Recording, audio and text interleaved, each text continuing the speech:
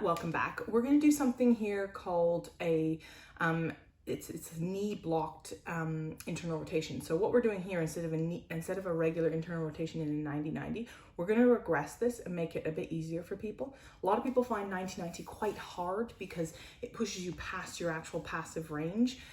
So you're well past what you have actively and passively, and so you can't create power and actually create some tension and load the tissue. So in this way, you can just feel really for your internal rotation. It also stops any pinching in the hip. So if you're a person who has a bit of a pinching in the hip when you do 90-90, actually this is perfect for you because it puts you in a full straight leg and actually allows you to work on internal rotation without compressing the hip, okay? So all you need is a surface or like edge of a sofa, edge of a wall, etc. We're gonna then set our foot on the inside here. And so what I've done is I put my knee out here. I'm then in kneeling position, so my other leg is kneeling. I'll turn that slightly for you guys. Good. And so then what I want you to do is this knee, you're gonna inch that forward until you feel like I'm actually at the limit of what my internal rotation. And it may not look like it to you, but this is actually internal rotation. So our femur is rotating this way. So we're using a lever to pull out this way.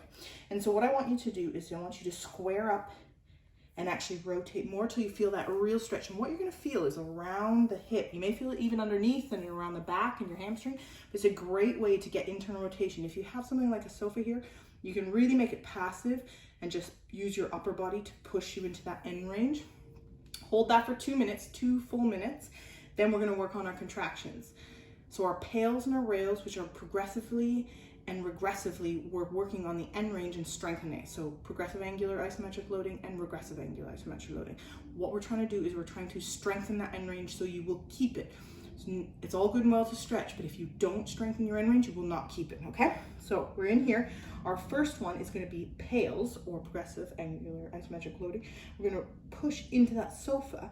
And so what you're gonna do there is you're actually gonna contract all the tissue that would drive into that sofa, which is the tissue we're stretching.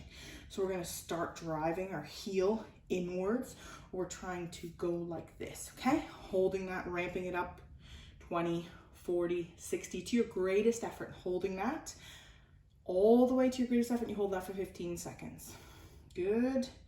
5, 4, 3, 2, 1. Rails is gonna be the opposite. So now, if you're actually at your end range, you're gonna try to lift off, but you may not ever get lift off. If you can lift off actively, so staying where you are, loading the tissue and just actively lift off, you're probably not quite at your end range, but that's fine. Give it a go. Second time, you can work at the end range. So we're gonna lift off. This is our rail. So all this tissue is trying to lift our foot off. We're trying to externally rotate more, internally rotate more.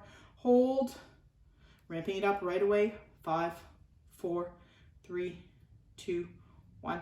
Good, and relax. Once you've done a full set of 2 minutes, ramping up to your greatest effort, pales contraction, contracting inwards for 15 seconds, then contracting outwards for 15 seconds, you can then find your new stretch range. So you may want to even bring your knee a little bit in, or you can easily just load more through the tissue to get that internal rotation stretch there. This is a super, super simple way. Obviously, if you have an issue with your knees, you might not be able to do this one, but you could also do it with assistance, someone else doing this if you were laying down on your tummy. But it's a great pales and rails to work on internal rotation, to avoid any pinch and avoid going past your passive range or your active range that you can control. See you again soon.